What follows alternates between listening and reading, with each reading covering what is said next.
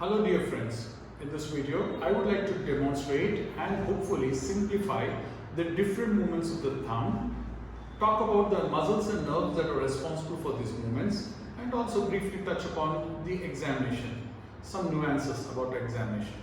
So let's get started. Over years I found that to understand the movements of the thumb, it makes sense to start with the hand in a high five position. This is how we would place our hand if you had to give high five to someone. So the thumb is away from the other fingers, but within the plane of the palm. So if I have to move the thumb towards the other fingers within the plane of the palm, this movement is called as adduction of the thumb. It is brought about by adductor pollicis and it is ulnar nerve innervated. So ulnar nerve with its deep branch innervates this adductor pollicis, which is responsible for bringing the thumb within the plane of the palm towards the other fingers.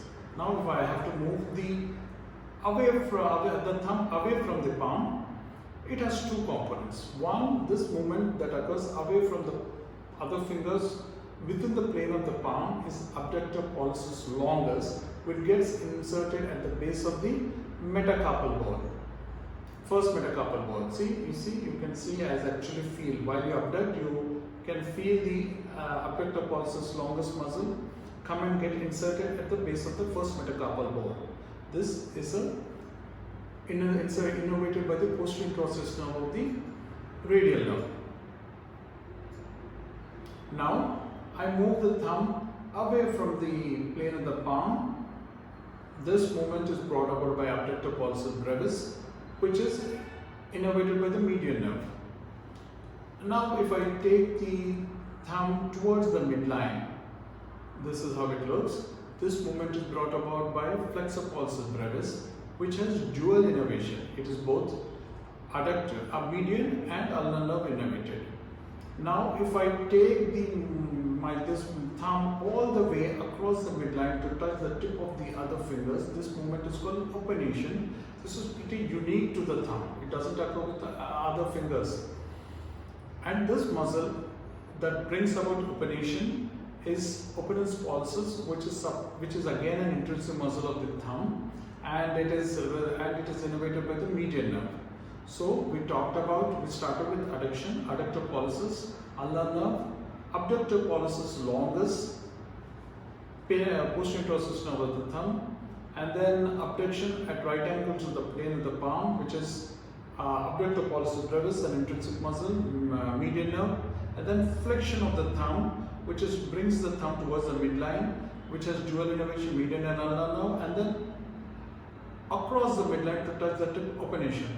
The only movement that is still left is extension. So from a flexed position of the thumb, I take it back to where I started.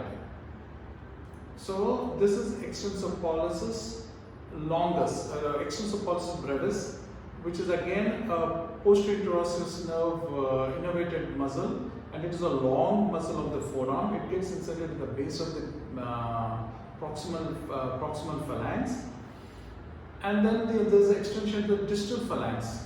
This muscle is brought about by, this movement is brought about by extensor pollicis longus, which gets inserted at the base of the distal phalanx. Both extensor pollicis longus and pollicis longus and brevis are innervated by the posterior process nerve. It is said that by examining the different movements of the thumb, you can examine all the three muscles all the three important nerves of the forearm and the hand, which is very true. I'll briefly touch upon two signs that are relevant here. Suppose I ask someone to touch a pen which is placed away from the plane of the palm. So person has to move the thumb at right angles to the plane of the palm. This movement is by adductor pollicis brevis, and this muscle is supplied by median nerve exclusively, and a median nerve injury patient will not be able to do this movement. So the hand will be like the thumb will be like this. It's called as ape thumb too. And suppose if I give a person a paper and ask them to hold it, he will hold it like this using adduction.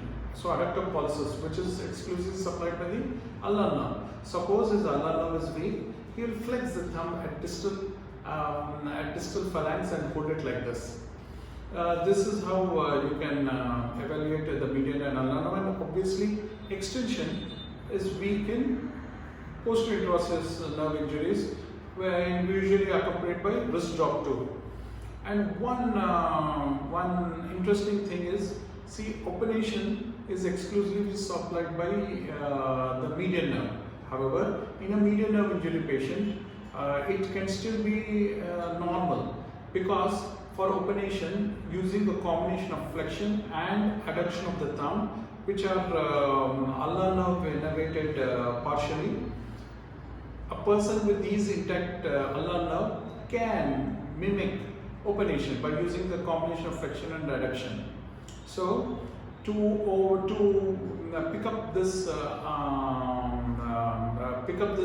anomaly, you need to always compare it with the normal side. So, in case the opination doesn't look alright, compare it with other side. In a median nerve injury, though a person still may manage to do some amount of opination, it will be clumsy and this movement will be weak. So if you compare it with the other side, you will be able to pick it up. Hope this short video was useful to you in understanding the movements of the thumb, and hopefully you should try to practice on your own thumb. Play with your thumb, bring it towards the thumb, towards the palm, or with other fingers, adduction, abduction, flexion, opination, extension. So play with your thumb, enumerate the different muscles, nerves that are responsible for a combination of these movements, and you will master it. And most impressive, and most importantly, you will be able to impress your friends and colleagues with your good knowledge of the thumb movements. Thank you.